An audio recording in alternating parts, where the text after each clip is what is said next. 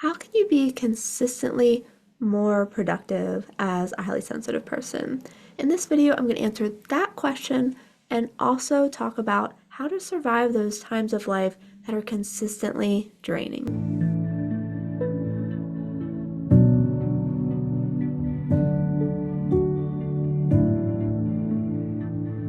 If I'm being completely honest and transparent, I don't think that you can. And the reason is you've probably noticed that you're more emotional when you have a new interest or hobby or focus. You want to deep dive, you want to go all in until you're absolutely wiped out. And I think it's important to follow those interests, follow that energy when you have it, allow yourself to enjoy it. It's not something that everyone gets to experience, that intensity, that joy. And so, why deprive yourself of that? Now, if you're going to be able to do that, though, there needs to be recovery time, recharge time on the other side of it.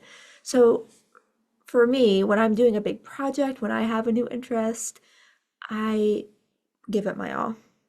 And I've noticed that I can't replicate that amount of energy the next day or for the whole week. And so I've learned, as much as I want to keep going, I have to balance those deeply energetic days with rest days for my life to be sustainable as a highly sensitive person, for me to be able to work and follow my interests in the way that makes sense for me. So I would say you can be productive as a highly sensitive person. Absolutely. You're going to be highly productive with the amount of insight that you have, with the amount of creativity and how your mind puts different pieces of information and ideas together. You're going to be an incredibly productive person.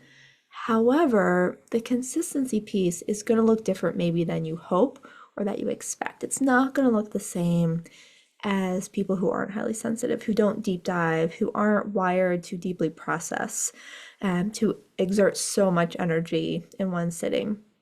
So you will need more time to rest.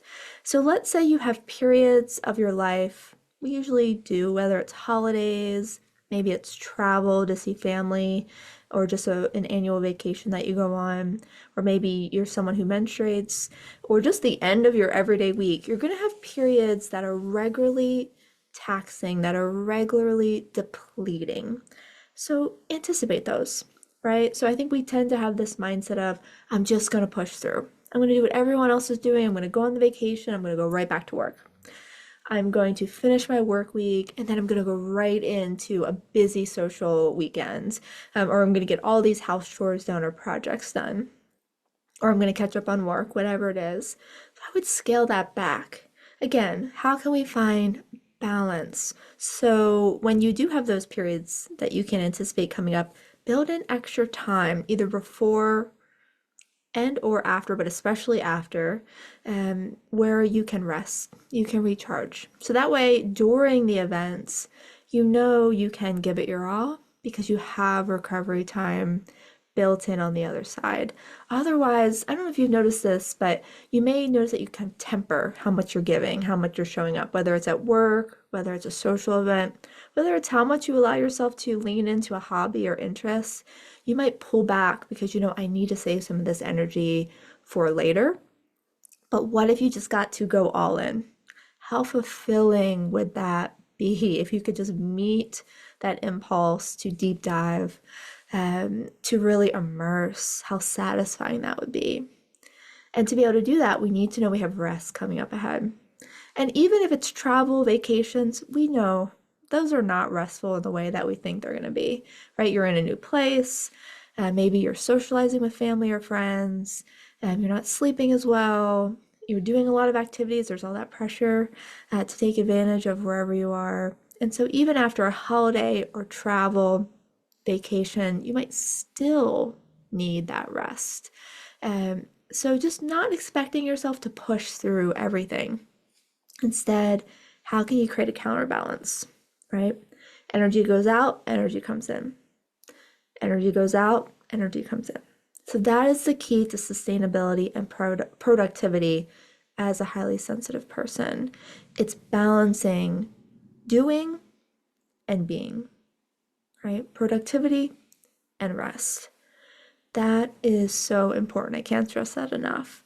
So it's just a matter of reframing what productivity looks like for you when you're a more sensitive, perceptive, spongy, empathic person. It's really creating a different model for your life. Productivity, work, relationships, socializing, even rest, vacation time, it all needs to look a little bit different. There needs to be more time in there for balance, for recharging, for replenishing all that energy that you put out whenever you're trying to do something or you're engaging in a project or a social activity or anything that gets your attention. So, can you be consistently productive as a highly sensitive person? I'm going to say no. I'm going to solidly say no. However, it doesn't mean you can't get done what you want to get done. It's just a matter of approaching things a little bit different than you see others. Feel free to share your thoughts in the comments down below, and then check out the description for more helpful HSP resources if you need a little extra support in creating a more balanced lifestyle to meet your goals. Thanks so much for watching, and I'll see you next time.